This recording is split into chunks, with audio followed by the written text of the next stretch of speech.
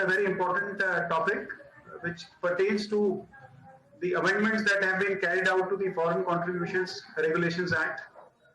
This act historically was enacted in 1976. If we see, that was the time when emergency was imposed in the country, and that was the time when this FCRA was enacted to control donations which were slightly politically motivated, and it was thought that probably people or maybe forces from outside India really like to or would like to destabilize the India's integrity and internal working. So the government came up with this legislation, which was, in fact, at that time, several other legislations were also introduced, but this was continued even after the emergency period. There were several which were there at the time of emergency only, and later on they were withdrawn. So FCRA has been there, and all NGOs who are seeking donations from outside India or from any foreign source, they are covered under the FCRA Act. And this act was overhauled, and a new legislation of 2010 was introduced. And of late, there have been several amendments which have been carried out, which are of very far-reaching implication. There's a lot of anxiety within the NGO sector, and we as chartered accountants, we are entrusted with the job of providing them legal consultancy. Not just that, we have to certify the FCRA returns also, their certificate of receipt and utilization. So it is important for us that we should be aware of all these amendments. And with this background, we thought that we should hold this webinar. And we are very fortunate to have Mr. Pranav Kumar, who is a practicing company secretary, who has very kindly consented to guide us all through on what the new amendments hold for the NGO sector. Mr. Pranav Kumar is a very, I will say, decorated professional. He's a commerce and a law graduate, and he's also a fellow member of the Institute of Company Secretaries of India. He also holds degrees of Masters and Diploma in Business Administration with Finance and Marketing as the area of specialization. And he's also an NCFM certified mutual fund advisor. He's also working as an insolvency resolution professional.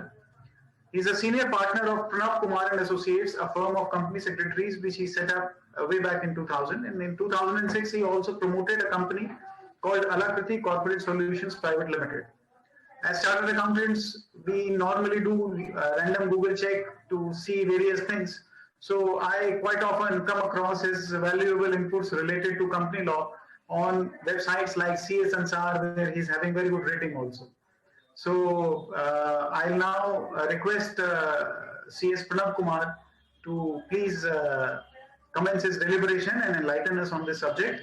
A small request to all the participants: please keep your videos off and your audio also on the mute mode. This will help us to carry on with the program without any technical glitch. In case of any question, you can always type it on the chat panel, and we'll request the speaker to take them once the deliberations are over, or as he feels like. Even if he wants to take it up at the time of his deliberation, he can take up at that time. Or in case you want to ask any question, you can raise your hand virtually, and then we will unmute you, and you will be able to speak directly to the expert faculty. So with this request, I now request our speaker to please commence the program. Good afternoon, friends, and it is really good to interact with all the fellow professionals. Of course, you are chartered accountant, I'm a company secretary, but we are bound together to serve the corporate industries as well as the NGOs. And I think the expertise of each other help us to, serve our clients better. We strongly collaborate together. So, of course, we are going through a very, unique position of, 2020, which has actually been very eventful, and starting from March in COVID 2020, so this is an opportunity because I visited Dehradun chapter, a very lovely host and, very wonderful people. They are knowledgeable people. I have already interacted with you earlier 2 years back in the March 2019. And having this opportunity, of course, is very, very, I'm feeling proud of being associated with you people. I will try to, give you an oversight of the FCRA for members who have not gone through probably the FCRA, and they might not know in detail what about FCRA. The background note has been very aptly, given by our chairman Bimal D. And foreign, whenever we talk about, is always a matter of sincerity, curiosity, as well as something which has to be regulated. Whether it is our immune system, or it is our society or the home, we are very cautious and will have to deal with the foreign elements very cautiously. And that has been the mantra of COVID also. You will appreciate that the virus which has come is a foreign element for our body, and that is creating disturbances. So as is evident that if a small virus which is foreign to your body and immune system can create so much havoc on the economy, the society, political systems, the functioning styles, the manner of dealing with the system and administration. Then if you are not alert, and if you're not managing and regulating the foreign elements who are always ready to intrude, who are always ready to disrupt, and who are always looking at an opportunity to make most of what they would like to have. And that's the reality which we are in. We are, of course, proud of being a global citizen today. We are proud of getting our distances covered in hours instead of days and months. We are proud of now connecting very well on different digital platforms. But this has also created challenges. This has also created openings for the foreign elements to intrude and disrupt your normal functioning. And I think as an individual, as a society, or as a government, we need to be aware of this. A government, of course, sometimes it may be told, and many professionals can say that now the slogan of PM Modi, that minimum what to say, government and maximum governance will be the key. But he has been on, that is alleged that he is on the spree of maximum governance, and he is putting curves on so many things. Now, everyone may have his own opinion or her own opinion, but I would suggest, and that of course, when it is a matter of a country, when it is a matter of protecting the country and its ethos and its cultures, the government can't be mute spectator. It has to act, and it has to act in time.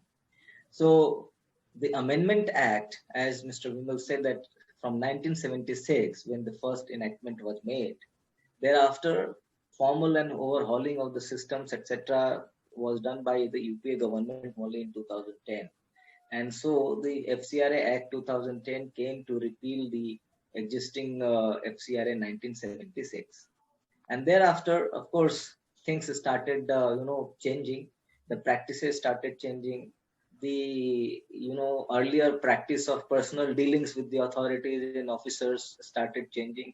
And it was evident very clearly that we will move to a very, a system of no personal interaction, online and digital transactions. We will have to be vigilant, will have to be probably monitored, we'll have to have our own checks and balances in place as an NGO, and of course as a professional also we'll have to be always updated and keep ourselves on the front of the compliances. Now with this, 2011 saw certain changes, 2016 and 17 saw certain changes. So all that was happening, and in that 2020, why everyone is very skeptical for two reasons. One, we are very stressed right now for the reason of the COVID, for the reason of restrictions, for the reason of knowing that one of our known, the colleague and anyone else is dying for some foreign element, and our economic activities have been impacted. And in that sense, when the government comes with a heavy regulation prohibiting you from doing something, that actually is another blow. So I have seen people in the magazines, in the net, on the platforms, venting out and saying that the government is very harsh and they are actually going to destroy the small NGOs and their financial capacity and the capabilities. They would probably destroy various large enterprises who have been doing research and the projects and doing various kind of background studies, and then many NGOs might have to pack the bag. So these all are like speculations which are coming in, and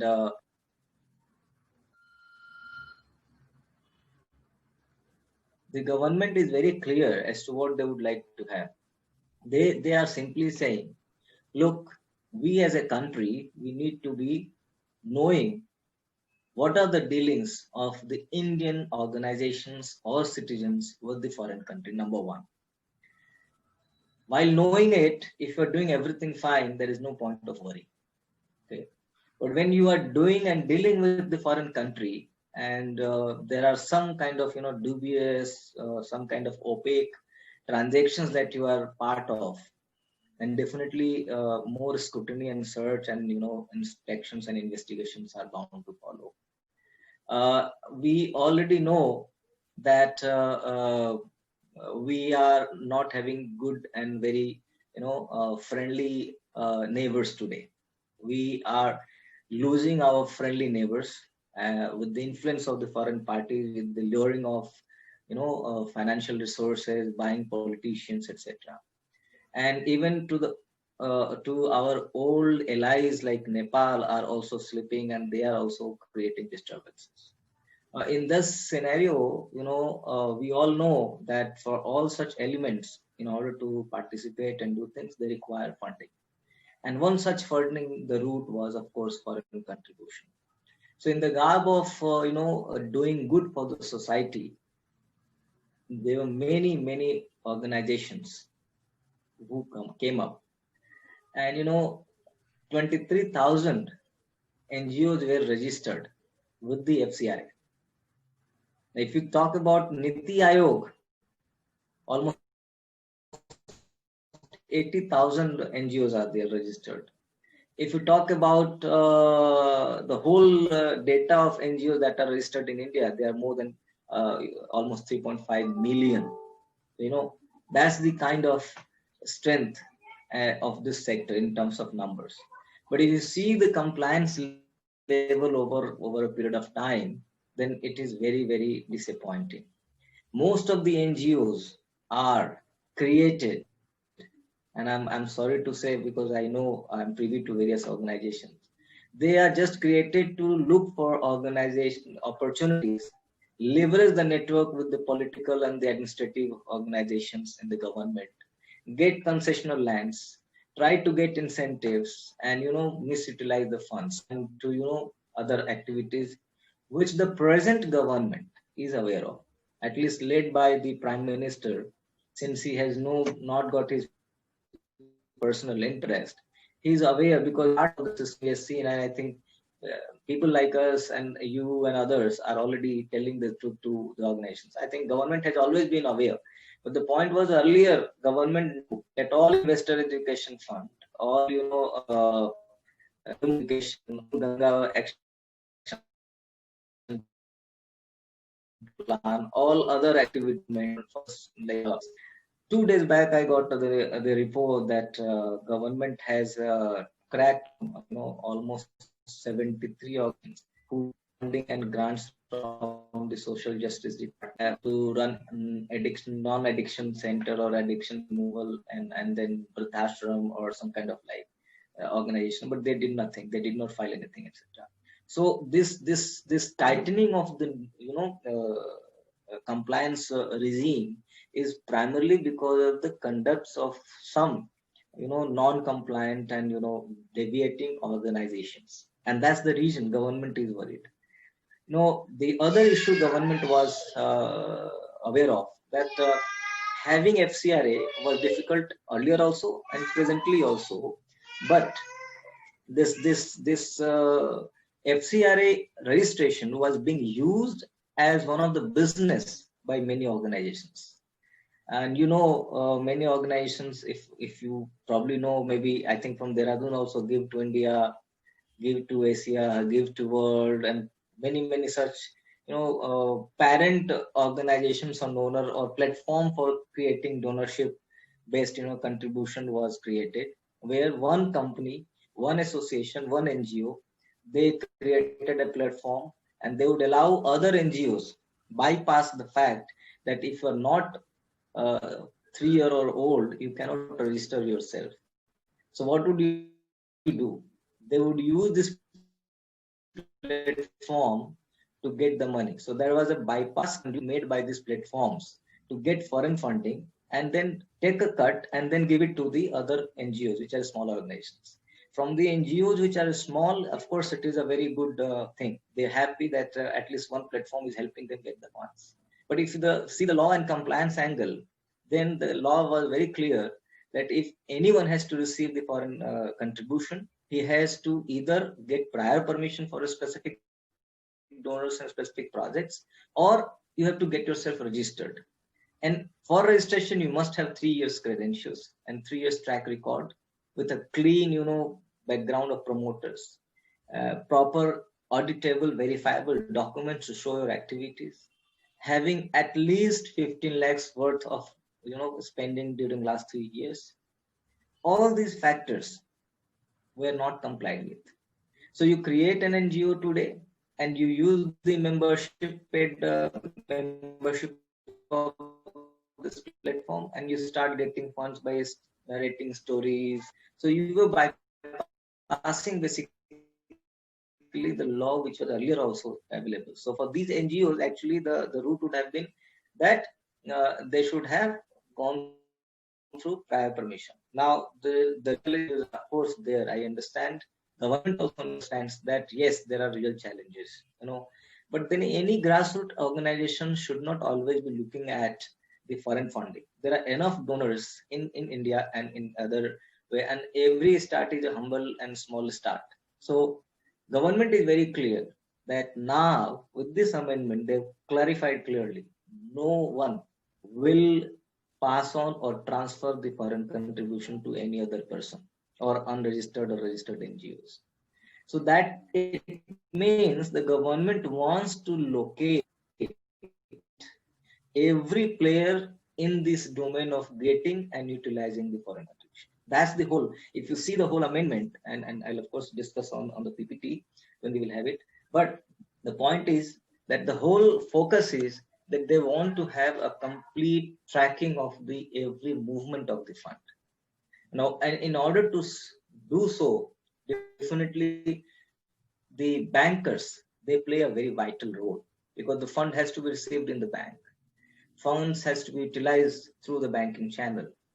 So there were also issues relating to accounting and presentation of data. For example, if all the NGOs are opening their accounts and maintaining the accounts in multiple banks with different banks, they are supposed to file their annual return with all the audited accounts, receipt and payment, income, expenditure, balance sheet, etc. But they fail to do so. If they fail to do so, then the government will actually not come into the knowledge of how many and what is the amount, who is giving, who is receiving, what is the utilization. Now that void of information could be only breached, or gap could be filled when you are having some system of centralized monitoring. So the government has relied on its oldest banking and one of the largest bankings in India, that is SBI. And what they have done is they have said, okay, there will be one centralized bank account only with one branch. Dedicated FCRS segment will be created, and there all NGOs who wish to have foreign contribution must open an account with, and that account will be called their designated FCRA account. Earlier it was not an issue. Now this of course seems to be problematic. Of course, if I'm an NGO, say in Dehradun, I have to open a bank account in Delhi and maintain the relationship with the Delhi branch. Is a tedious process. There will be communication issues, there will be administrative expenses. There will always be an issue of grievances not being redressed timely and appropriate manner. So that's a practical problem. Government, in fact, has come out with an SOP, which is called Standard Operating Procedure for this account. They've also come out with various kind of grievance redressal mechanism, and they have clearly said that we are looking into grievances. We will like to have it. Now, it is only for the receipt that they want to channelize and do it. For the expenditure, you can still open bank account. That is called utilization, FCRA utilization account with any other, scheduled commercial bank. So there from the receipt, you can transfer it to utilization account and then again do the proper accounting, utilize it from that FCRA account. But no other banks, so then it was earlier also, at present also, that you should create a separate set of books of records and books of account for the foreign currency and foreign contributions. And you should not, mix the domestic receipt and domestic expenditures out of this. Third most important thing what they did was that in the Income Tax Act, we have to certify, the CAU always certify that the receipt or the gross income of a particular NGO under Section 80G and 12A, of course under 12A probably, you have to certify that at least 85% has been utilized for the purposes for which it has been established. Else you carry forward it and give a declaration to the government. I'm sure you know it better. Now, at one hand, Income Tax Act asked you to spend 85% out of all the money that you receive in a particular year. Otherwise, report it and do the expenditure next. But you cannot have more than 15% surplus, I think, in any case. That could go to corpus. Now, here there was an allowance of 50% being spent on administrative expenses. Now, 50% expenses on administrative means you are going to put only 50% on the actual purposes and objectives that you are going to spend money for. At this juncture, the government has cut down and it says, no, you should restrict your administrative expenses up to 20%. Because ultimately, if you are receiving money for certain cause, certain, good work for the society, you need to spend more on the work and not on the administrative side. Okay, we'll discuss what is administrative and how, and then we will discuss it and probably clarify. So these probably are the three major changes I would sum up, but ultimately we'll go through the PPT to give idea to others who have not gone through this. And most important trend, that is, of course, India is pushing for digital economy, digital governance, digital, payments and everything. So the old, our system of manipulation of books, manipulation of documents is actually being vanishing very fastly from our ecosystem. Now, think of the day almost 2 years or 3 years back, we could sign today a balance sheet giving a date of May. It was possible. Why? There was no UDIN. But now you have UDIN. So how do you manage it? You are managing. So every information is being somehow digitalized, captured, and being monitored. And that's where digital governance will come. Now we had an era where we'll go and sit with the ITO and the commissioner and we'll enjoy tea and coffee and we'll get the assessment done. Government is saying, no, it has to be faceless assessment. So there also the digital platform has to come in picture. So similarly, in the old era, I still remember in 2006, 7, 8, when I used to visit MHA, at that time, it was very easy for us to get things done and to get the file, access to the authority, etc. In fact, we could go and meet them out of the office also. Now you don't know who is dealing with your file. And everything has to be faceless. It has to be online. So everything is online, except compounding application, which is presently not being done online. You have to do everything online. That's major change. And this is very critical for us because as a chartered accountant, as a company secretary in practice, ultimately we do this, you know. And when I'm saying this, I'm going to share with you, you know, for last a couple of years, there have been cancellations, suspensions of the registrations and prior permission granted in a large segment, large scale, you know, chopping of the NGOs under FCRA has been done.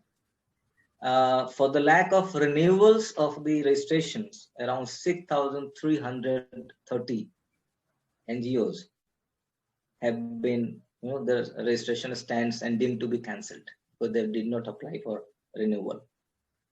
That's out of 23,000. If it is like 6,300, it's almost how much? More than 20%, almost 27, 28%. And these are the NGOs who have earlier got a registration, but they did not apply for registrations renewal. Why? Because the norms have actually been tightened.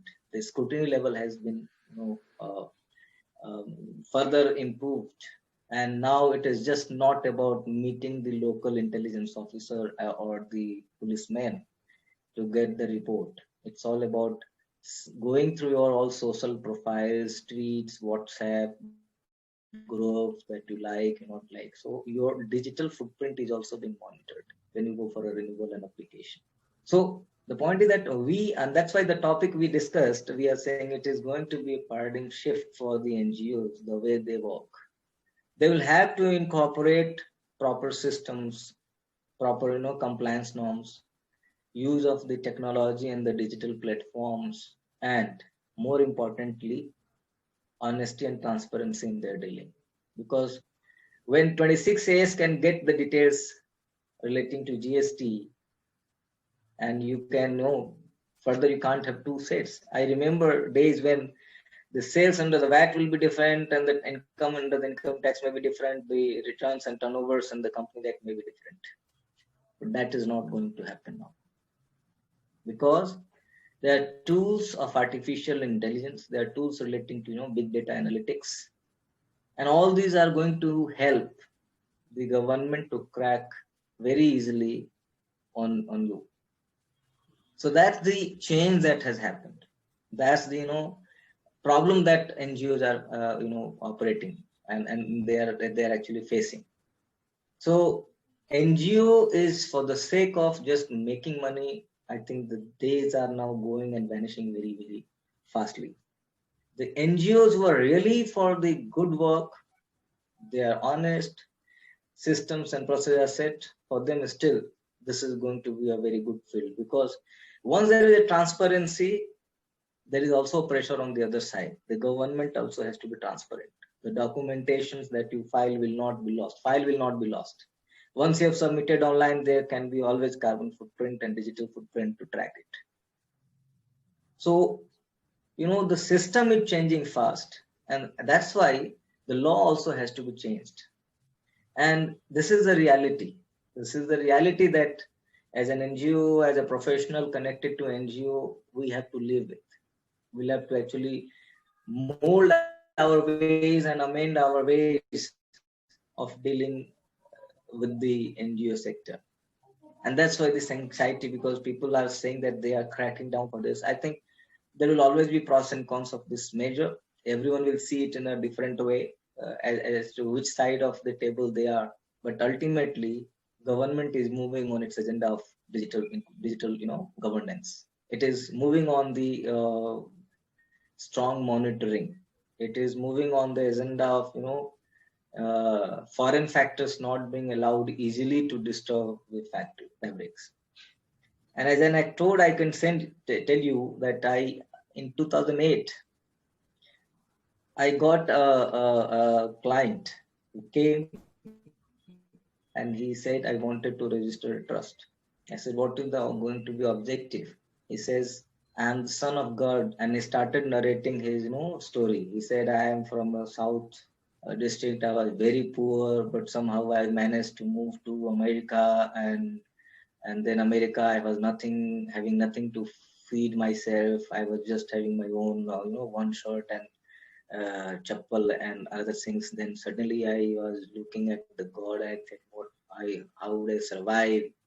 And someone came to me and he said, "Oh, I think you need assistance." He took me to his home. He gave me food. He gave me clothes, etc. God helped me. And I then after realized that he's a person who is connected to a church and they are doing good. Had it been in India, no one would have helped me. That was his submission. And so I said, okay, now he helped me. What do you want to do? He said, I want to spread the message of God, that God is very kind, etc., etc. And then what ultimately he wanted to say is he wanted to promote Christianity. And where was the funding coming from? It was supposed to come from the same church where he changed his belief and he went to become the Christian. As a professional, I have no choice as to what to do or not. But I said, okay, I'll register for you. But remember that your activities will be under scanner as per the law. And he said, no, I know, but then we will manage it. So I registered the trust. I got him pen and time. He opened a bank account. Thereafter, what he did not come back to me, probably realizing that, that I may be asking questions, etc. And similar thing happened with another NGO that I incorporated that was relating to Chhattisgarh. And that was, of course, Indians. But they wanted to, what they did do, they do trainings, education in the Naxal hit areas of Chhattisgarh.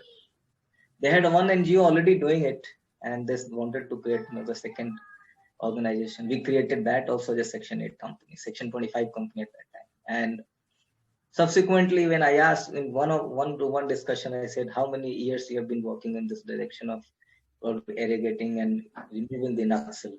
And on our almost 1 hour discussion, he admitted that till the problems are there, we get revenues. If the problems are solved, we are not getting revenues. So basically, problems are being solved or problems are being created or continued with some interest in mind. That's again a question. And then again, there are certain NGOs who are really doing good grassroots services. I also had an NGO who is doing excellent work with child and children of autism. So why I shared this experience to you as a speaker was that, government is looking at both the aspects of NGOs, those who have real, intent of doing good, and those who have, some kind of pseudo interest, some kind of, opaque interest and we used to say veil in our corporate language, corporate veil. So in the garb of doing good for the society, are they really doing good, or they are diverting money to help themselves? They're diverting money to do some other activities.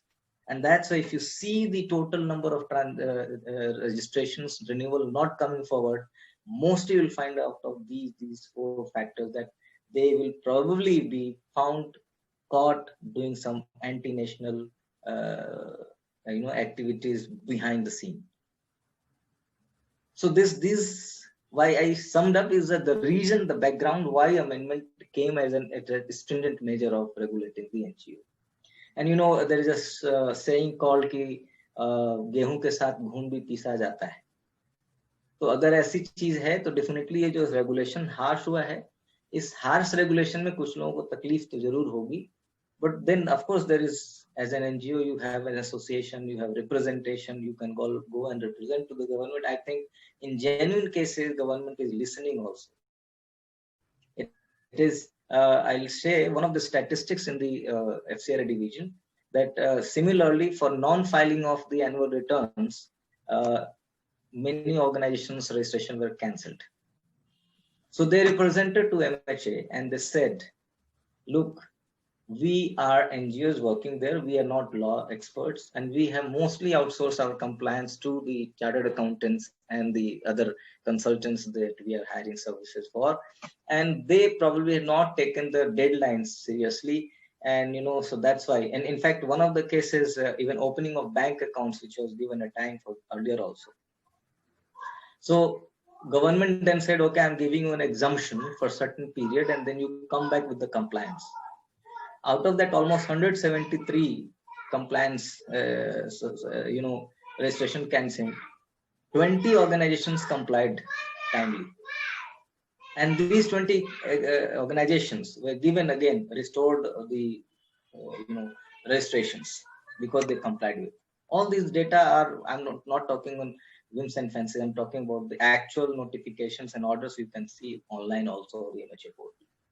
So the point is, if I'm genuinely distressed, if I'm genuinely constrained in terms of compliance, then government has a mechanism of listening to, and you can represent, you can do it. But if I am not having genuine, but probably I have been very casual in managing my NGO, just registered it, got the registration, paid some fee, and then I think, okay, I can do whatever I want, then this era has gone. It's now era of being running an NGO is also running professionally an NGO. And it requires expertise of professionals. So an excellent opportunity for us as chartered accountants, because you are in the direct contact with most of the NGO sector. If I have to take a figure, probably 95% of the NGOs will be your clients as a chartered accountant. 5% still go to other consultants. So, and then there is an onus also on the chartered accountants as a professionals, that we have to be very, very, upright in our duties now. Because, yesterday only I got a news that probably DGCIT, which you have, I think, indirect Directorate of Investigation or something under the Indirect Tax, they have proposed and they are mooting a proposal to remove 4 CA's name from the list of members from ICAI for fake GST cases. So what I'm saying is that as a professional, we are also on the radar of government, and they are saying that these transactions which are not conforming to the standards of national interest, the national policy, the law of the land, there is some force which is guiding them, and these forces must also be curved together. And that's where they are very harsh on professionals today, be it CAs, be it lawyers, be it chartered accountants, or any other professional to name.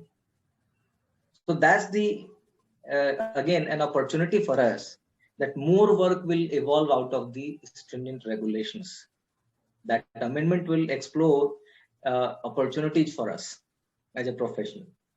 So I'm putting forward, the angles of government, what they think. I'm putting forward an angle of, what is the thought of the NGOs. I know NGOs are in stress. I have multiple NGOs as a client.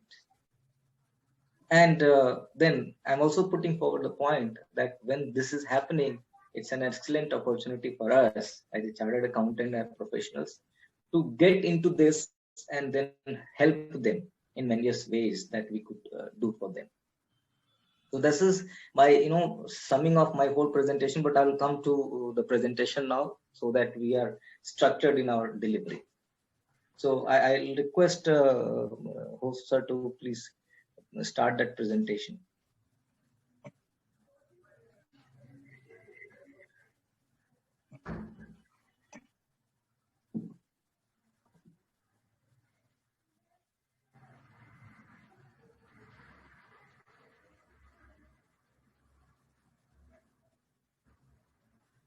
Yes, thank you. So the first thing is, I will ask you to basically, for the people who are not dealing with FCRA, that may be a good information, because as we know that FCRA is primarily Foreign Contributions Regulation Act, and I told in my earlier discussion that it was enacted in 1976 and then got again repealed by another act of 2010 comprehensively, and then with subsequent amendments coming into picture, finally this new amendment of 2020 has been in place, which has actually led us to the anxiety and probably opportunity for me to also discuss with my fellow friends. So let's move to the next slide, sir.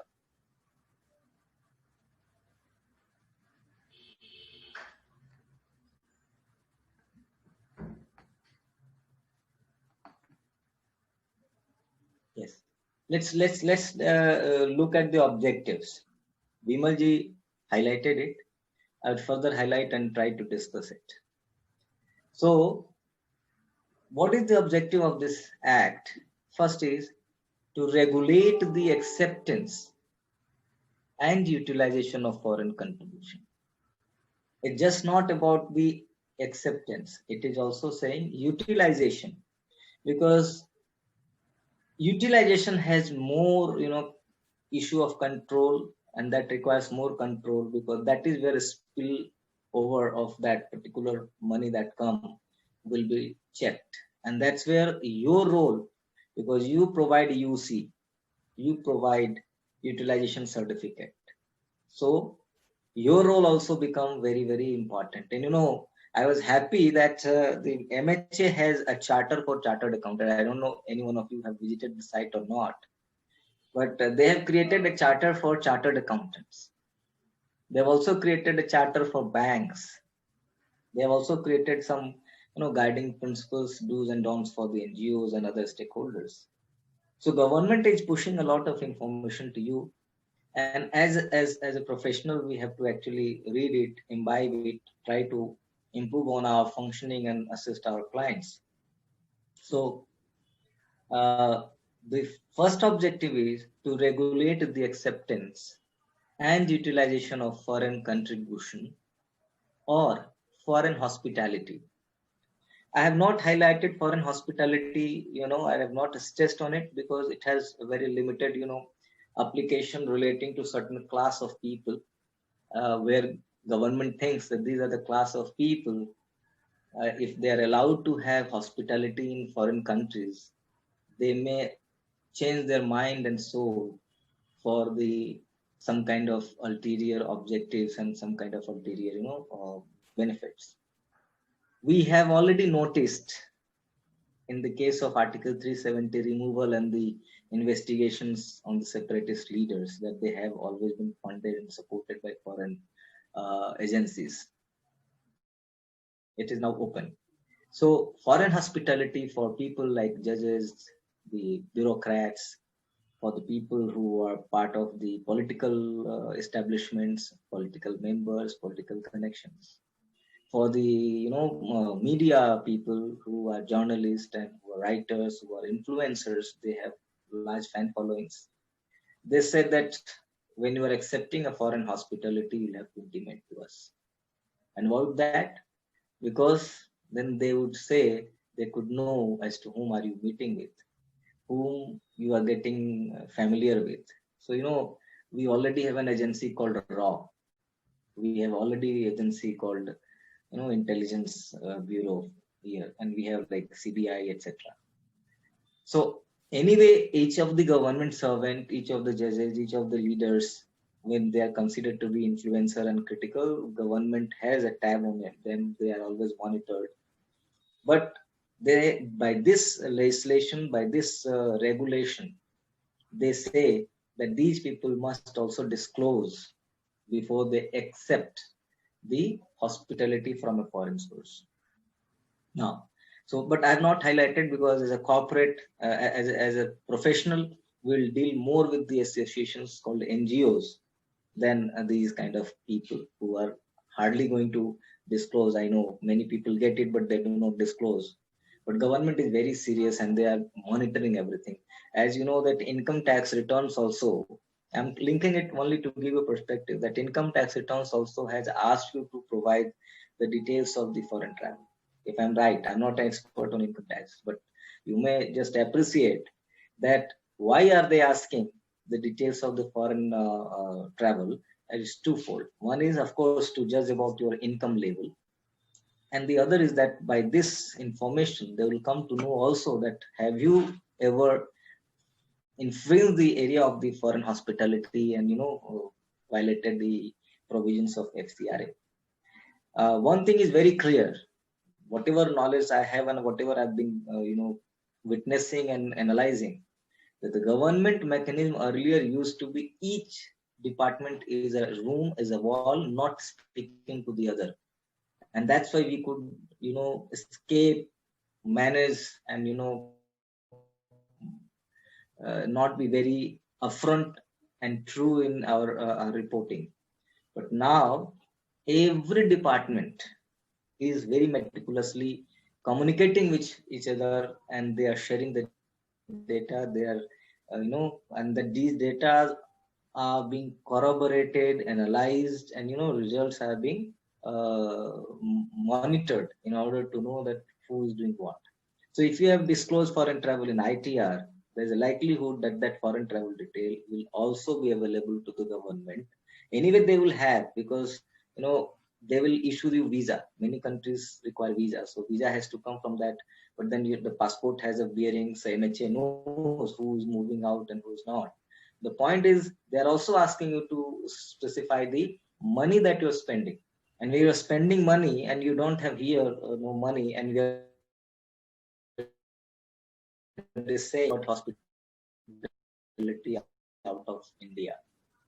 So hospitality is again is something which is important as an individual for these class of people. They are more at radar, but we also as an individual and as a professional have to ensure that when you have a client who is individual, who is visiting outside the country, and when you are doing the filings, definitely you should check, have they anytime accepted foreign hospitality? Are they covered under that or not? But for NGOs, the acceptance and the utilization is being regulated through this particular act. Now, who is ultimately taking in this hospitality? Certain individuals or associations or companies, whether hospitality or receipt of the foreign contribution and utilizing it. And to prohibit, they're very clear, to prohibit acceptance and utilization of foreign contribution or foreign hospitality for any activities detrimental to national interest and for matters connected therewith or incidental thereto. So they have made it very broad. But primarily, everything is fine, everything is condonable, everything is okay if your activities are not crossing or touching the the limit of the I'd say loss of national interest. You have to be always keeping in mind that national interest is paramount, and this act empowers the government to do everything whenever you are under an influence of foreign source and doing something which is not considered to be in line with and in sync with the national interest. So that's where does it apply? First of all, it applies to whole of India. It has no exclusion per se for the territory, which used to be most of the cases when you used to study the law that accepts this. Now here, this act applies to whole of India, and it applies to citizens of India outside India. So if it is a case that I am an Indian citizen holding Indian passport, but I have gone out, still this act applies to me. And associates, branches, or subsidiaries outside India of companies or bodies corporate registered or incorporated in India. So it is just not that I am in India, so I am being monitored or I am to comply with this. Even the associates, subsidiaries, and the holding companies outside India of the Indian companies, that will also apply. Even holding company outside India will become foreign source anyway directly. So this act is having a wide scope of applicability. And then government exempts certain organizations. Particularly, they have exempted the state, central, government-owned enterprises, undertakings, or any of the combination as they do, mostly when it is under the audit of the CAG or its agencies. Then they say that there's enough check and balance. They believe on the credibility of CAG, and they say that if it is being audited and monitored by CAG, then we should not be worried about. So they have exempted these organizations, government organizations primarily, by a notification. They also had issued a notification, but subsequently they did it again on 30th January 2020, stating that all of the provisions of the FCRA that will not apply to these type of organizations which are under the audit. Okay, so let's move on further. Now, it says that it is acceptance and utilization of foreign contribution. So we must know what is foreign contribution. And if you have to know that foreign contribution, the definition is almost wide, and it says that the donation, delivery, or transfer made by any foreign source. So there are two conditions. One is donation, transfer, or delivery. These are, of course, the transaction. This actually is transaction of what they have defined, of any article, not being an article given to person as a gift for the personal use. Now here there is a catch, and the catch is that for personal gift, you have a limit of 1 lakh rupee value in India. So say if you get a gift from a foreigner of an iPhone or maybe iPad, and the value in India on the date of receipt of that article or the goods is more than 1 lakh, then you are not exempt. Then it is not covered under this. Even it is for personal use, the value has to be within 1 lakh rupee.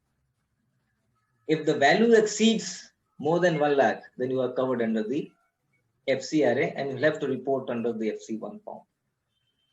So it is donation of goods or currency, when I will come to further also, of any currency, whether India or foreign. So this is again very important.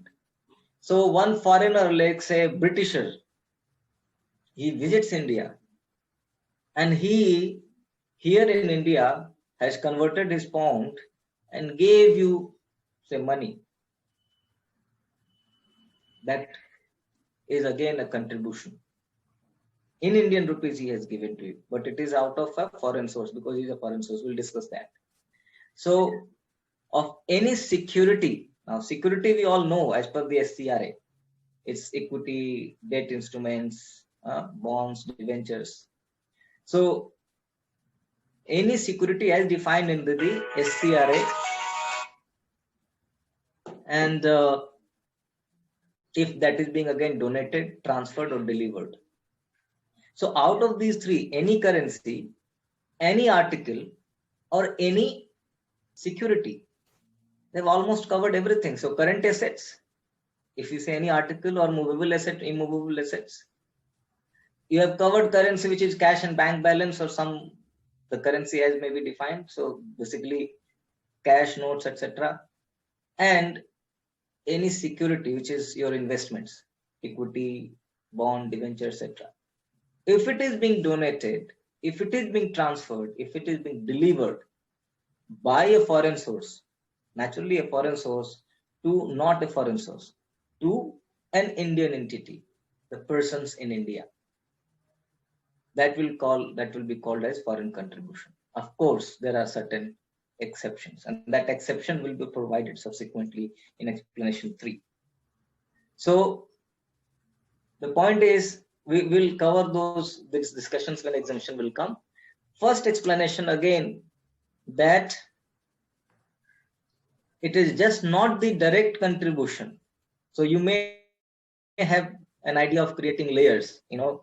Remember the beneficial owner's declaration being asked by the Minister of Corporate Affairs when you had to disclose the ultimate beneficiary of a particular holding in a company.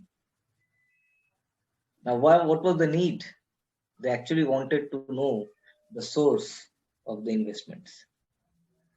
Here also, in order to give more, width to the definition, they said that any person who has received it from any foreign source, either directly or through one or more persons, it will also be deemed to be a foreign contribution. So one foreign source gave it to, say, me, and I gave it to Rajesh ji. Ultimately, Rajesh ji got the foreign contribution. So the channeling and the creating layer may not help us. So it will be good to say that, yes, I received the foreign contribution. Let's say that way, it's directly or indirectly. And then, if it is a foreign contribution, so it may have some earning capability, whether as an interest in the bank or FD, or it may have some other revenues attached to, say, if it is an immovable property and it is earning. What it says primarily is income accrued out of the foreign contribution is also considered as the foreign contribution, but it is not considered as a fresh contribution. In the annual reporting format, there is already a column which says that foreign contribution and then income arising out of the foreign contribution, that you will be actually disclosing it. So foreign contribution, directly or indirectly, even if it is indirect, it will be foreign contribution. The income arising out of the foreign contribution will also be a foreign contribution, even if it is being received in Indian rupees. So if I say got excuse me.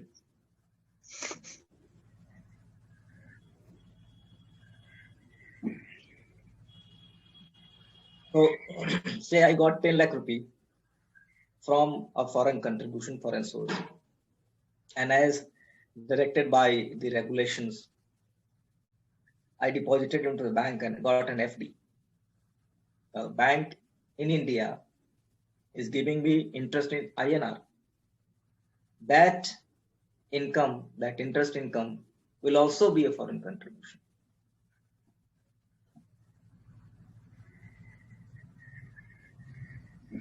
Okay, the most important thing is that we might think that's a so vast a definition that it may include everything from coming from foreign source. So it is not that case. When we are talking of foreign contribution, is primarily excluding the quid pro quo transactions, that is the transactions which are for some consideration or in the ordinary course of business or in discharge of certain obligations. So any trading company dealing with a foreign company and foreign customer for supply of goods or services and getting money out of that service or supply of service and goods is not going to be covered under this. You might say even in case of NGOs, there are transactions which may not be a foreign contribution. Like if you see the sources of income for the NGO, then is primarily membership income, the donation, sponsorship fee, the activities that you do, and then tertiary income sources like investment income and then interest, savings, etc. Now membership and sponsorship, these are all the project fees. You do certain project and you get some project fee. These are not considered as foreign contribution. Only donation which comes is for foreign contribution. Because in case of membership, you get the membership rights and attached benefits to the membership of an NGO. So something in return you get out of the membership. When you are, say, attending a seminar and paying the participation fee, then you are getting some knowledge, and that's why you are giving that money. So it is not a contribution. So if an NGO is conducting, say, a webinar today, and a person like if you are doing it right now, for example, and you are getting a foreign attendant and he is paying you money for attending the webinar, that is not a contribution. But when it is being, say, some products being also sold, for example, let's an example of Lijjat Papad, which is again a cooperative society of the model, but assuming that an organization working under the skill and taking underprivileged people and giving them employment, they are creating certain stuff, and that stuff is being exported to a foreign country. Since it's sale and supply of services and goods, the amount that you receive in foreign currency or in Indian rupee from foreign source will not be considered as your contribution. So that's the exemption that has been given. Now, when we say foreign source, that is important to understand. So foreign source, as we understand, is a source which is not situated in India, just on a broader, scale, broader principle. That is an inclusive definition. That the most of the definitions that this act has, has an inclusive definition. So it says it includes the government of any foreign country or, or territory and any agency of such government. So first thing is government and its agencies. Then you have international agencies where there is involvement of more than one country. For example, WHO, UNICEF, etc., etc. Or, Security Council, UNO and its Secretariat, IMF, Asian Development Bank, and so. Because these agencies have, connections and the control and, contribution from various countries. So they are considered to be for the well-being of the whole, world and the member countries. So that's why with specific exemptions, the government has granted exemptions to such international agencies. But there still may be foreign international agencies which may not have been granted exemptions. So you can see the complete list of the exempt organizations under the FCRA on the MHA website. Till date, there are 112 organizations which have been given exemptions. And out of that, recently into 2020, there are 3 that have been given exemptions.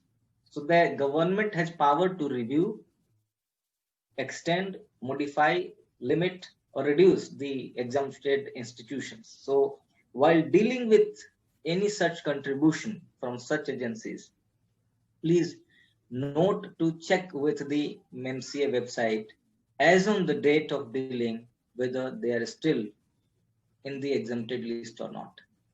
Otherwise, assuming that it has got world or international and that should be exempt will not be sufficient, and you may be in the trap of non-compliance. A foreign company, already Companies Act has got a definition of foreign company. So as per that definition, a foreign company will also be considered as foreign source. Then you have a corporation, which is not being a foreign company, but is still incorporated in a foreign country or territory, then that also will be considered as foreign source. Then you have multinational corporation. What is the multinational corporation?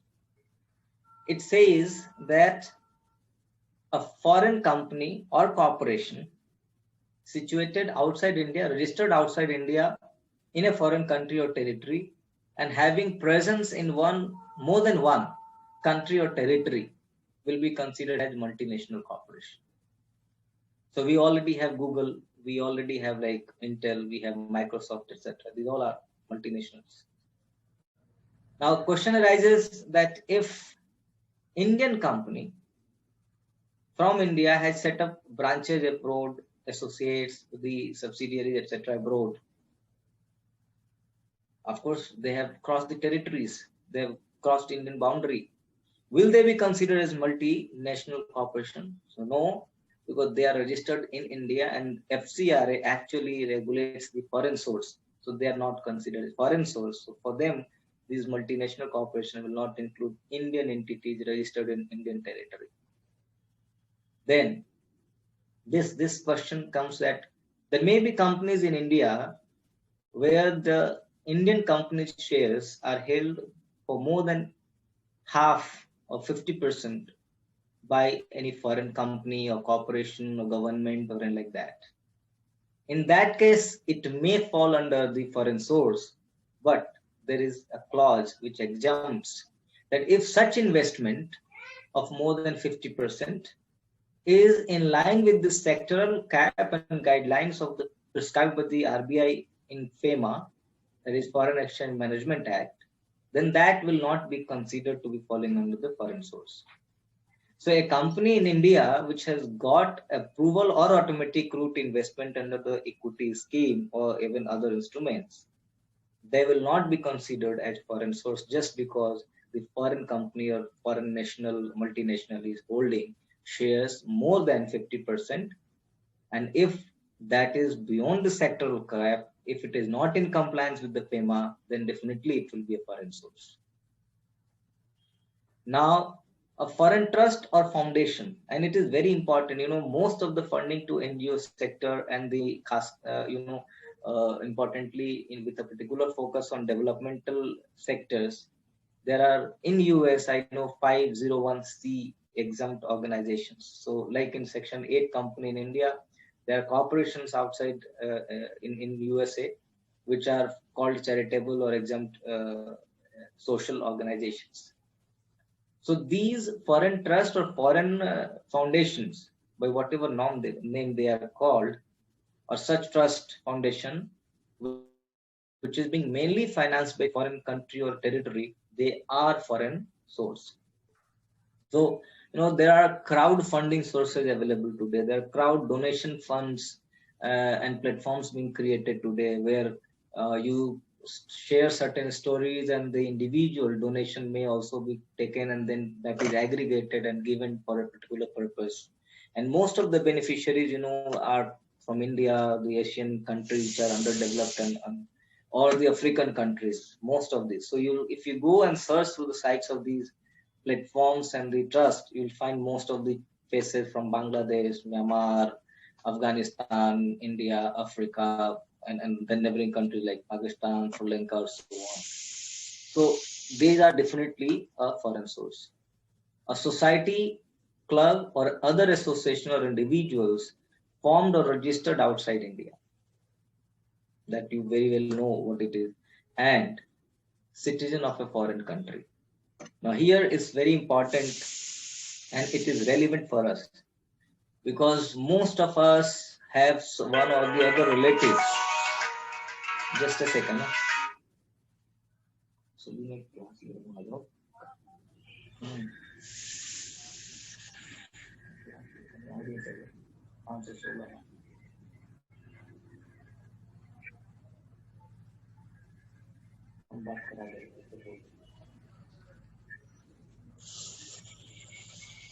yes. So, we have friends and relatives settled outside, and we are very proud because they earn so well, they support us, they give money to India. And government also appreciates their, contribution. That's why they have come up with certain scope of facilitating them with a kind of second citizenship, not exactly in terms of legal language, but giving the rights and benefits equivalent to an Indian citizen, but not citizenship rights. So, overseas citizens of India, OCI card holder, or persons of Indian origin, already defined under FEMA also. Now, these are the persons who have been with India, their source and the origin in India, but they still have got the citizenship outside. So if they have got citizenship and passport of other country, then definitely they are also foreign source. There is no exemption to them. So that has to be very clearly understood. That if you are dealing even if with your relative who is a foreign passport holder, he is going to be a foreign source. So keep in mind the FCR at that time if you're dealing with him. Please move to the next slide. I hope I'm hopeful that foreign source is clear till now. So then we always say every person. So when we say every person, is they are saying individual, again in inclusive definition, an HUF, an association. Now association ordinarily we mean is society, and there is no mention that we have section of applying for the registration or prior permission. It mentions that it is registered under Indian Trust Act. So when we say association, it means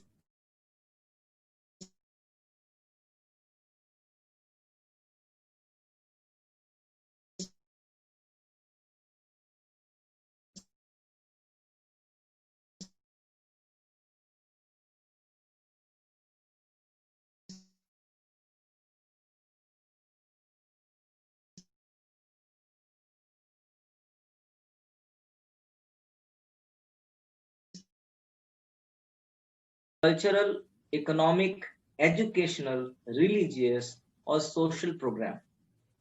It is very important to understand, sir, that if just we mention all objects in our MOA and we do nothing or we have no concrete plans, then you are unlikely to get the registration or permission. And that's why government has to weigh and evaluate your contribution to the society.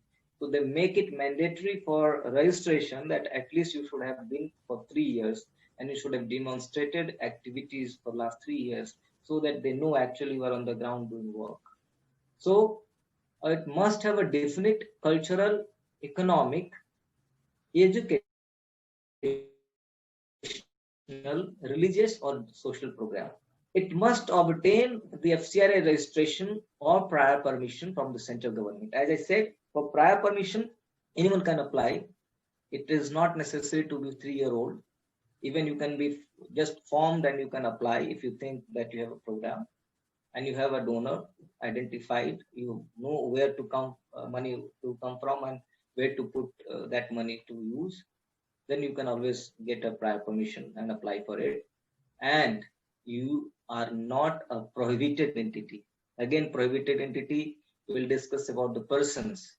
As I told in the earlier slide, that the legislatures, the correspondents, the bureaucrats, the judges, political parties, and all these people, they are not considered eligible for application under the FCRA. Okay, so let's move to next slide.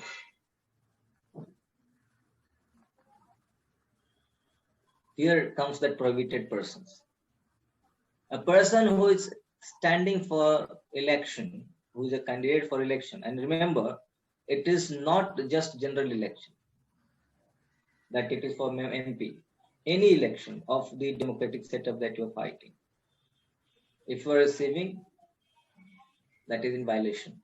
Receiving foreign contribution, it is violation. Why? Because it is believed that if someone is being sponsored or contributed to win elections or spend money, the foreign source will have impact of influence on him or her, and then it may further be damaging for the country's interest, and the elected candidate may be doing something wrong. He may be jeopardizing the interest of the nation. He may be breaking the oath of confidentiality that he or she has taken. So that's why it is a no-no. A correspondent, columnist, cartoonist, editor, owner, printer, or publisher of a registered newspaper. We all know that there is a law of registration of newspapers in India. RNI registration is required. So, but in certain cases, of course, there are relaxations. There are certain declarations, affidavits, and some emergent cases where they can justify. Probably they may also apply. But most of these candidates, which is listed here, they will not be allowed directly to go for any kind of foreign contribution. And that's why, most of the NGOs. Okay, so this is the list. I got a message from Vimal sir, and of course, so if that is the case, then let's move to the next part. I'll try to, get more time for question answers. Let's just summarize the compliance framework. That regulated receipt and utilization of the FC, that is important. We have to always be remembering that receipt and utilization, you have to always take a proper accounts. You have to have prior registration permission mandatory. You have to use designated account, which is FCRA account. You have to comply with the conditions of the grant that has been given to you, considerations that has flown in, and the contribution that has come. You have to do proper accounts and then get the accounts properly audited. You have to submit reports in time and all online now. Now, if you are not doing so, then you have got the suspension, cancellations, and investigations, prosecutions, etc., or even compounding and penalties. You have to ensure that no transfer routing of foreign contribution is done to the other. Now, there will be questions, I know, to this. I'll answer this when it has been asked. then it is important that you restrict cash transactions below 20K, and beyond that, it will always be under the question. Then you have to be very particular about documentation and control measures, because that is where you can save your skin. So very particular about the documentation, the trail, every document justifying your actions and bona fide, and the use of the proceeds for the purposes it has been received for. And if you are in default, then you'll have to seek compounding or face the penal actions. So that's the whole compliance framework for the FCRA. Let's move to next. Registration, I will not discuss, as sir has said, but very, very important is this, that these three I've already talked, that if the association wants inclusion of capital investment in assets as one of the purpose for which contribution has been received. For example, I want to open a college and I want to receive donations and contribution from outside. Then in that case, the chief functionary has to give an undertaking that these assets shall be utilized only for the FCRA activities, and they will not be diverted for any other purpose till FCRA registration of the NGO is valid. So that's the important thing. Otherwise, mostly the grants and contributions come for the operating projects. Let's move to next. For prior permission,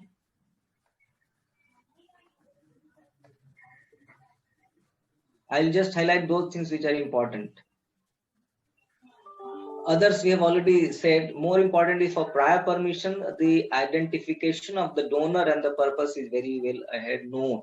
So that's why, the people have to apply for prior permission. Before that, they will have finalized the donors from the foreign source. And you have to submit a specific commitment letter from the donor indicating the amount of foreign contribution and the purpose for which is being proposed to be given. Now, for Indian recipient organizations and foreign donors, here where the organizations having common members. So there may be a case that both the donor and the organization receiving donation, they may have common members. Then it is very important to understand that the chief functionary of the recipient Indian organization should not be part of the donor organization. And at least 75% of the office bearers or members of the governing body of the Indian recipient organization should not be the members or employees of the foreign donor organization. And in case foreign donor organization is a single person or individual, then that person should not be the chief functionary or office bearer of the recipient Indian organization. And in case of single foreign donor also, at least 75% office bearers or members of the governing body of the recipient organization should not be the family members and close relatives of the donor. So this is important condition we must have in mind when we are seeking prior permission. Otherwise, first eligibility criteria we will miss out. Next, please. So the person, what are the considerations? There are basically three considerations. The person who is seeking foreign contribution is a fit and proper person. And what is fit and proper?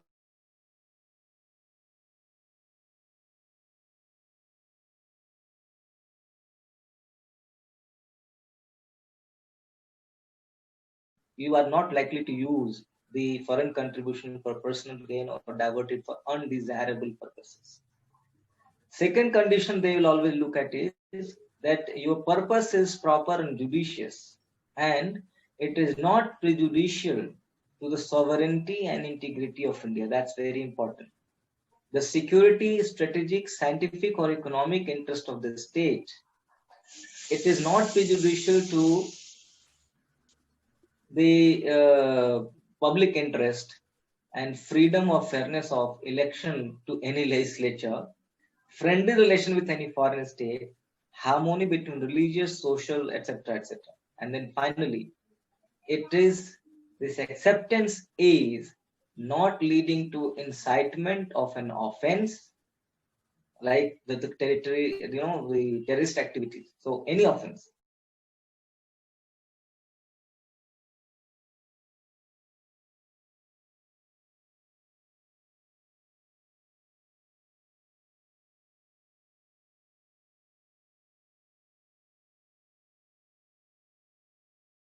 to be accounted for?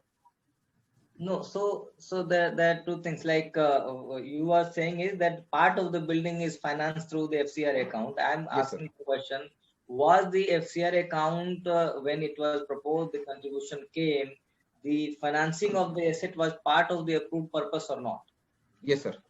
If it was for approved purposes and utilization has been done, do you think there are still foreign contribution account money left with? Sir, to my understanding, if I dispose of any asset, the sale proceeds of the asset will go back to the foreign contribution account.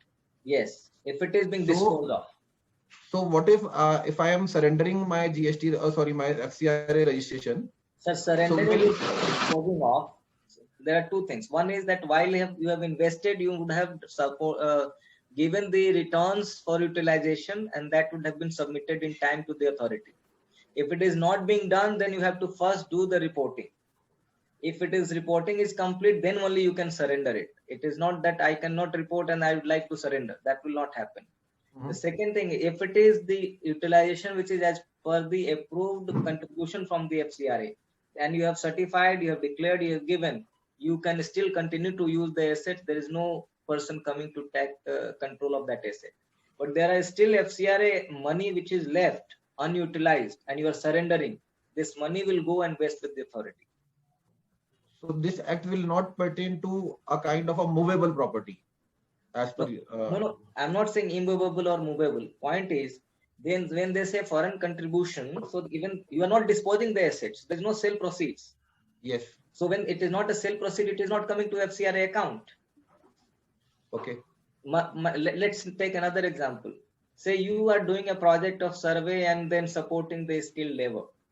You have already used that as a purpose where you have presented to the foreign donor. Foreign donor gave as a condition to you as an FCRA. And then you have spent the money altogether. And there is some money left in FCRA, or even no money left in FCRA. You are going to surrender saying, I have already reported everything to you. I have done my project. I have used it.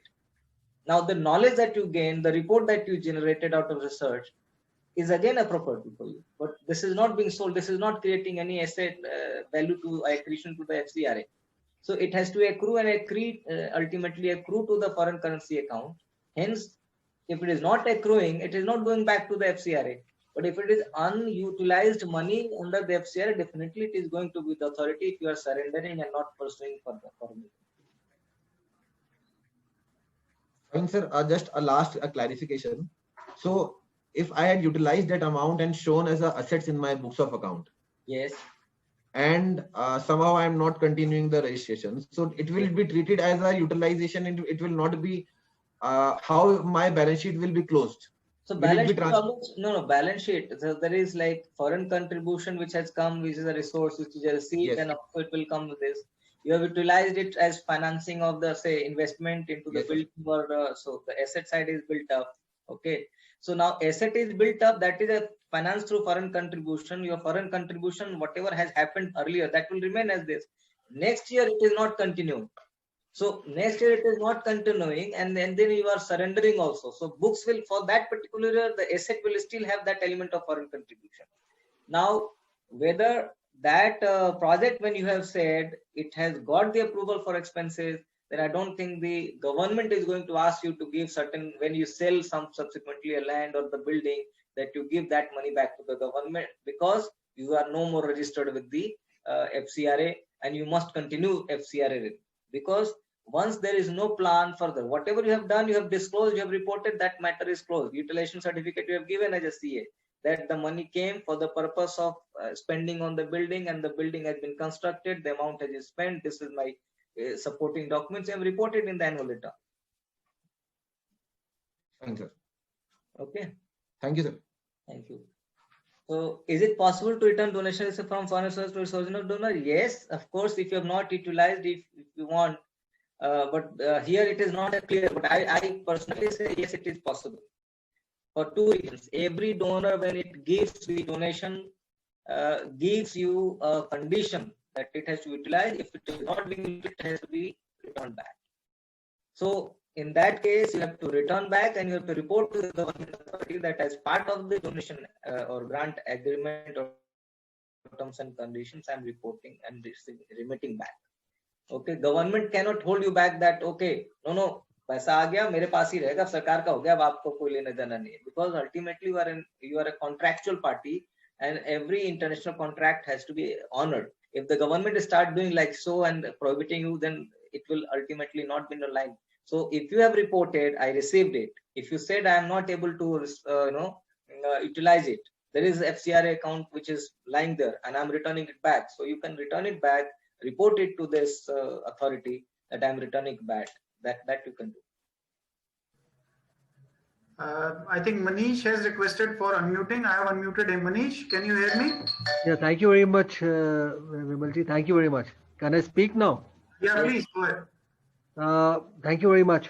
I guess CA Deepak ji wanted to clarify.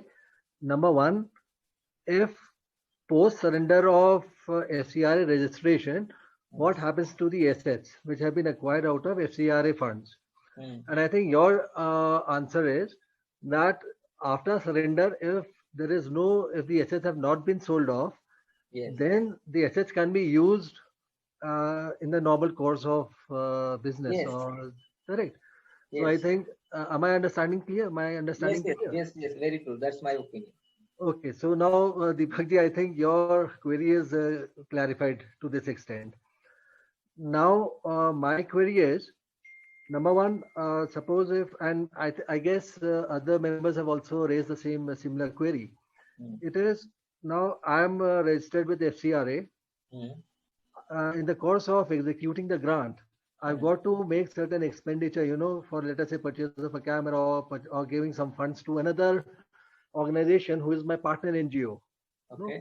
And that partner NGO is not registered with FCRA.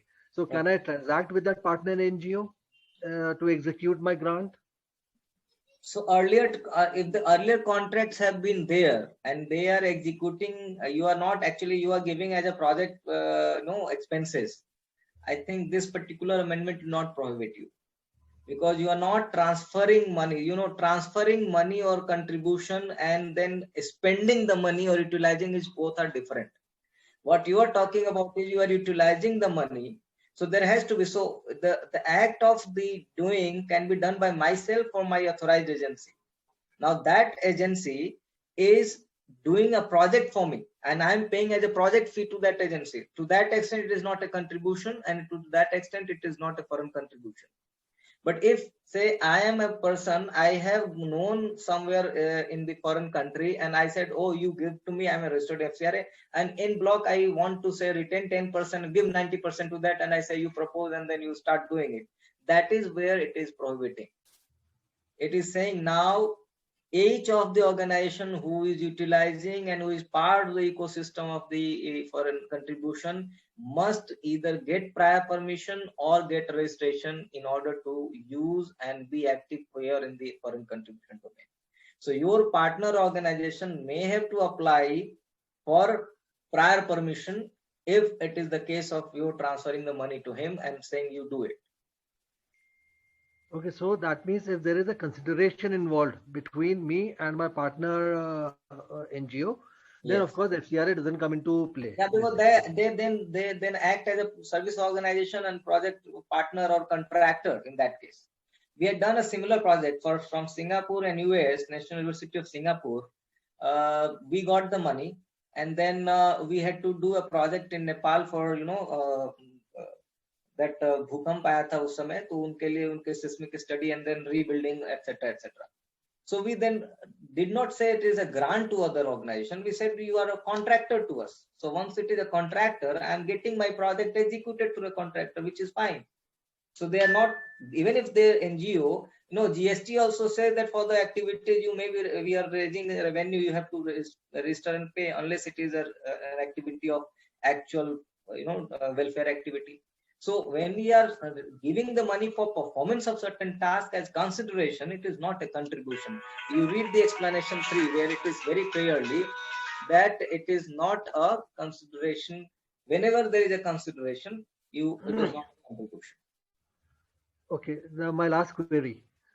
Now administrative expenses are restricted to 20%, correct? Yes. Now, and there are huge lot of the administrative expenses have been defined in the act.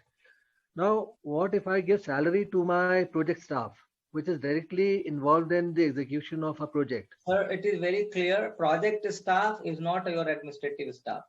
Administration and execution both are separate. So if it is a project staff, for example, you have hired someone to teach, you have hired someone to build, go and train, it is not part of the administrative expenses. It will not be part of administration. And We have suppose to- I incur. So suppose there is if- support function and there is executive function. Like we have studied in management, there is line action and the staff action. The administrative actions relating to account maintenance, to overseeing maintenance of the administrative office, clerks and the peons, etc., who are not actually on the field doing anything, they are actually administrative expenses. But when there is a staff your project is supposed going and training and skilling the people out on the market, and you are hiring trainers, you are paying salary, you are giving them the conveyance, you are giving them like food coupons, etc. These are not administrative. But when you are giving food to your staff sitting in the administrative, in the accounting and the supervision, etc., of course, that is the administrative expenses. Say you have project manager who is monitoring everything. The salary of the project manager is part of the project expense. It is not part of the administrative expense. So on the similar analogy, that if there is a project manager which is managing the project, and the salary to the project manager is actually a non-administrative expenditure. Yes. If part of my, if within my letter terms of grant, my Yes. budgets of my budget, my budgetary allocation of the grant, which Yes. my donor has given me, Yes. it says that okay, accountant salary is part of the project. Yes. So to that extent, accountant salary, Yes. which is part Yes, project accountant is going to be part of the project if it is specifically for project. of my expenditure. Yes. Yeah, if it is part of the project, No, it is then clear. It the- is even not the project account. If the project needs an accountant, then it is part of the project. But say if the project does not need an accountant and you have get it written, but he does everything other than the project accounting, then on it is you. This is the professional like you as a chartered accountant who have to actually do this threadbare analysis and understand that what is actually part of the project or not. So if No. I say what I do is that all of my staff salary I put on the project, but they have no knowledge of project. They are not actually associated with the project. Just it's a kind of internal arrangement and issuing the letters. Then the utilization has to be issued by you. So remember, as a chartered accountant, to verify it. And I'll quote one example. I had a client who has got almost 7 state presence, and the audit being done by a Delhi-based chartered accountant. There was a possible donation from Netherlands. So Netherlands sent a representative to do a kind of due diligence for the NGO.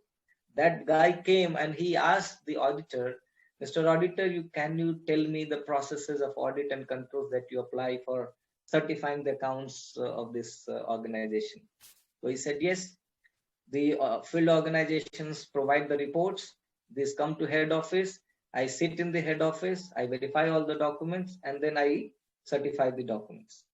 He said, Mr. Auditor, how are you sure that the whatever management is giving is correct and true?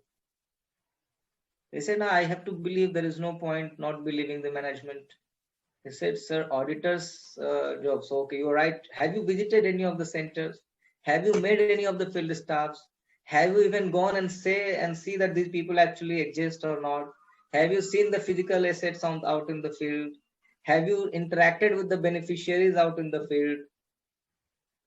No, sir. We believe in the data that comes and it is part of the accounting that they do. They have that. Then I pitched in a try to reconcile. I said, look, they have an internal control and internal audit team which actually visits all the field. They do this.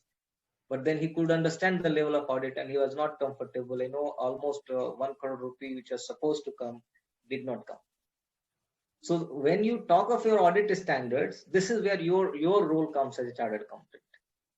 That whatever client does, our approach should be that it has to be a third party entity. If it comes and validates, it has to meet that criteria of project, non-project, administrative, non-administrative. So this is very important for you. No. My thing was actually that's okay. When the project does not speak, is silent about a certain line item of an expenditure, then of course what you're telling me holds good. That you Yes, have to take your own professional call to see whether it is part of the project or not.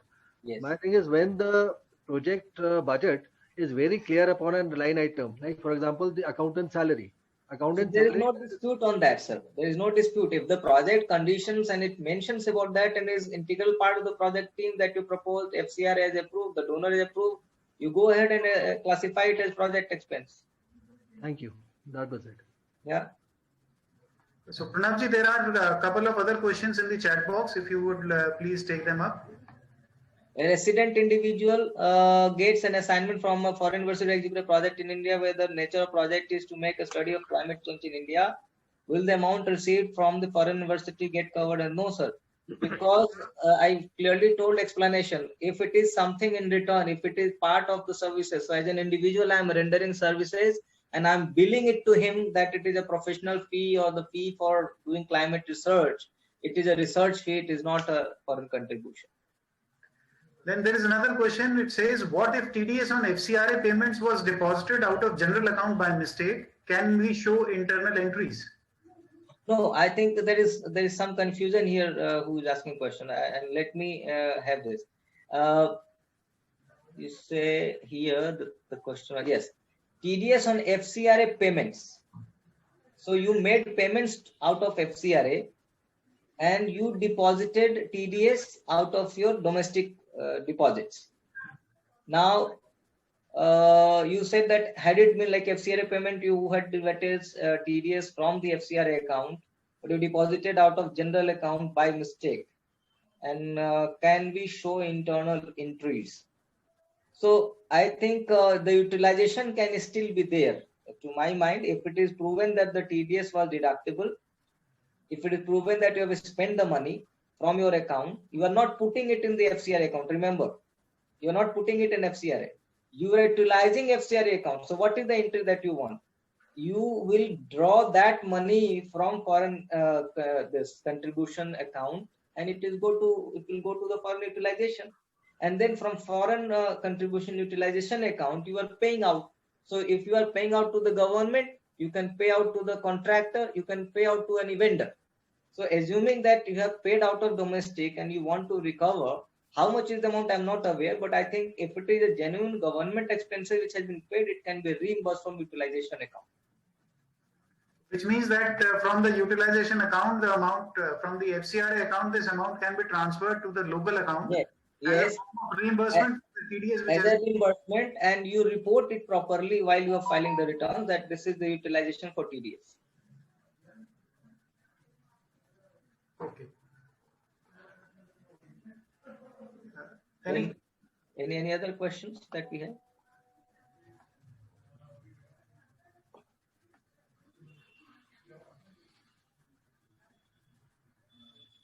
Any other question from any of the members?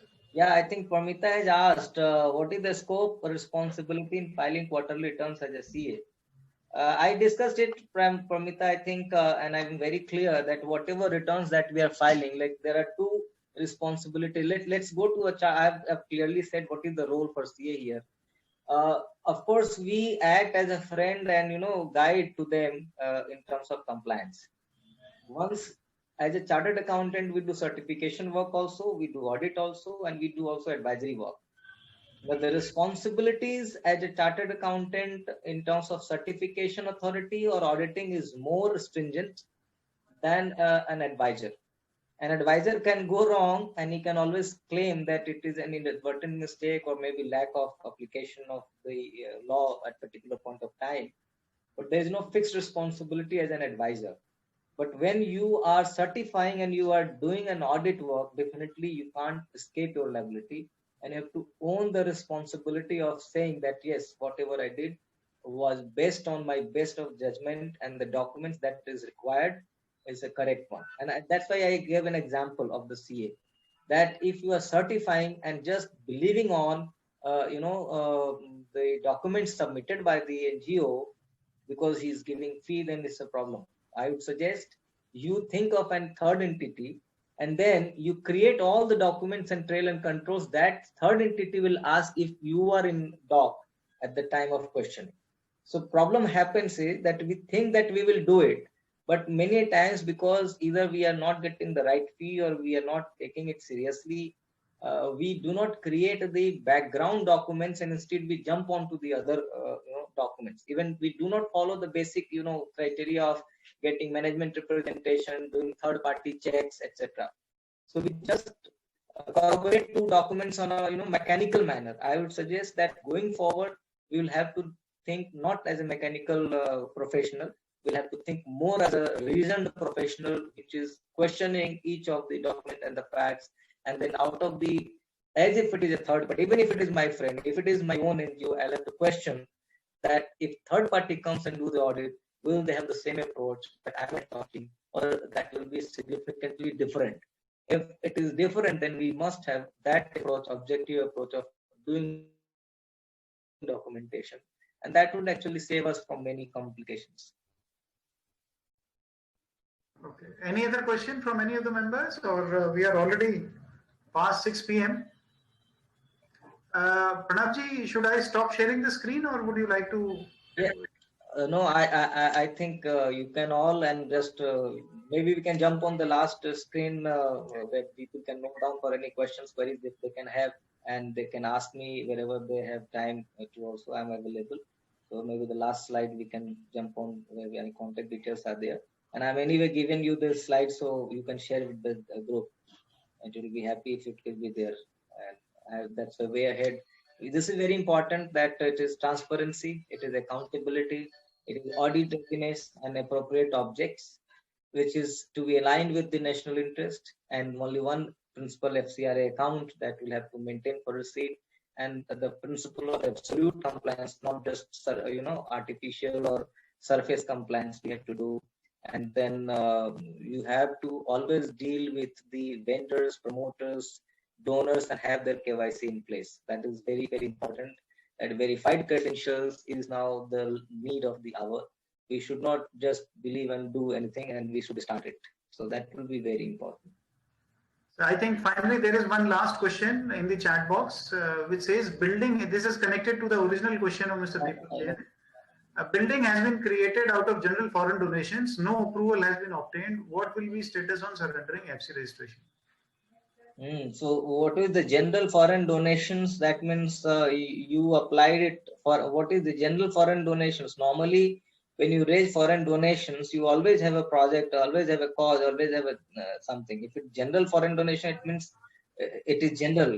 So I think either better will be to take your old donor, go to them and maybe get some kind of documentation allowing that to happen. If it is not allowed, then ordinarily it will be very difficult to suggest as to you have actually applied for the objects. If getting a building is aligned to the objects of the society and it's a general donation, you can prove it, that it is very important. For example, I have to run medical facilities for the children. Definitely I need to have a building. So if it is aligned to my object, then there is no problem. And if it is not aligned, if it is not absolutely okay, so in that case, it may have a problem that you have probably diverted the funds, or you are probably there kind of some other motives, and you have taken the route of foreign contribution. Sir, finally, there is a request from Alok Jainji. I'm just giving him the audio rights. Okay. He has a question. Okay. Alok, sir. Hello. Yes, sir, we can hear you. Please go ahead. Pranavji, my organization, which is registered with FCRA for a long time,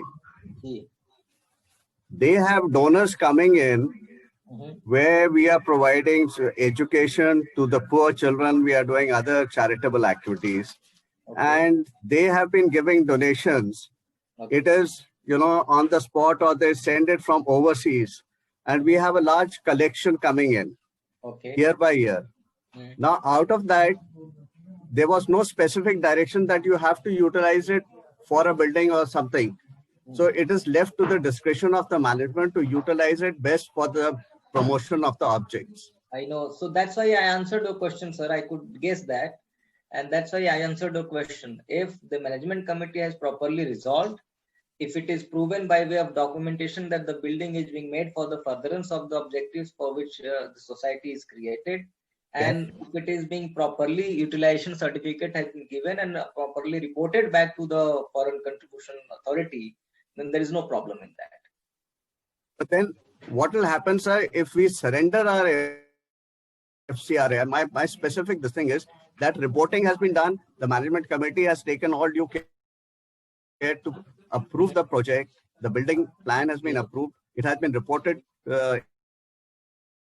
Now, the land on which it has been built belongs to the society, Yes. which has been created out of the Indian contribution. Yes. The building has been raised out of FCRA funds. Yes. Now, taking a hypothetical situation that we want to surrender the FCRA registration, what will be the status? So your It is status, pure- the same question Deepakji was asking, I could understand that the problem is that when the authority can take back your FCRA, assets, that's what was the problem that people are envisaging. Correct. So I am saying is that FCRA authority is not going to utilize foreign currency assets. It is going to take, if it is something which has not been utilized, say society has to continue. If the society is just surrendering, it does not mean that the asset is unuseful. So it is not that the building will be said to be delivered to the FCRA authority because you are no more registered with this. That's why surrender has to happen. Surrender is an application. Once you surrender, and you have already reported and utilized it, it is something which cannot be snatched. You cannot do the ante. You cannot go and say that, oh, this is not been. So that's why I said, if you are reported, if utilization has been submitted, there is nothing which is so non-utilized foreign contribution asset is not lying there. So my opinion. Doctor, So can I change this thing? Add another angle to this. Yeah. I have some corpus funds also which have been created out of the FCRA because the donors gave it as a corpus fund. Now that corpus fund is lying as a fixed deposit in the bank. Yes. That is. And I'm earning interest and utilizing that for furtherance of my objects. Now what happens to the corpus fund? Yeah, that will be considered as foreign contribution assets if it is unutilized. The corpus fund is not there. Point is that since FCRA asset is your FD, so it's not corpus fund, but the FD amount which is aligned and reported as FC asset. Because when you have reported, you have said that you have got FC asset worth rupees itna FD, and then this is your. So before application, you could utilize it. It's better to utilize for the purposes and then finally give a utilization certificate. There is no asset which is not utilized. If it is utilized, then there is no foreign asset line, and if it is not foreign currency asset line, then you can still apply for surrender. But then it goes against the grain of the Income Tax Act, which says that corpus fund has got to be retained as per se, and it is only the income arising out of that which you can utilize. Because corpus fund, I get under the Income Tax Act, I get my exemption. That is not treated as my income. Yes. So that activity goes against the grain of the Income Tax Act. So that is something which I'll have to come back, because I think the present understanding of the amendment is very clear. But what you are saying is corpus fund. I'll have to actually go back and redo the study. Probably we can interact later again. I would very much appreciate if at a subsequent date we can interact on this particular subject. Yes, that's a good thing that you have pointed out, because this was not thought of by me. So Thank you so much, sir. Yeah, thank you. So it was nice. Actually, that's what the benefit of discussion happens with so many professionals. Yes, sir. You get to know. This corpus fund is a very delicate and touchy issue, sir. Yes. So Pranavji, I will now stop sharing the slides. Yeah, thank you. And I'll. We have almost reached the conclusion of our session today. Yeah. Request our secretary, C. Rajesh Gupta ji, to please propose a formal vote of thanks. Rajesh ji. Thank you, sir. It has been a very nice deliberation from your side. You have always been a perfect deliberator of subject that you deliberate upon. So formally, sir, I, Rajesh Gupta, sincerely thank CA Pranav Kumarji for sparing his valuable time for us and enlightening us on various issues of FCRA amendments brought in very recently. Thank you so much, sir. We would like you to be here again once the COVID is over, so that we can have one-to-one interaction with you and we'll have more clarification from your side. Thank you, sir. Thank you very Further much. thank the technical team, especially Pulkit ji and Arvind ji, for their support in seamlessly holding VCMs. I thank all the participants also for sparing their valuable time and making this VCM a very successful one. And I hope that they would have gained out of today's deliberations. Thank you, sir. Thank you very much. We wish you to be here again once COVID is over. Thank you, sir. Thanks, sir. Thank you. Thank you, everyone, for listening and giving inputs. That has enriched me also. So I'll be available for other sessions, maybe wherever you have time. So thank you. Thank you, sir. Thank you, sir. Thank you. That's so kind of you. Thank you, sir. Thank you, sir. Thank you, sir.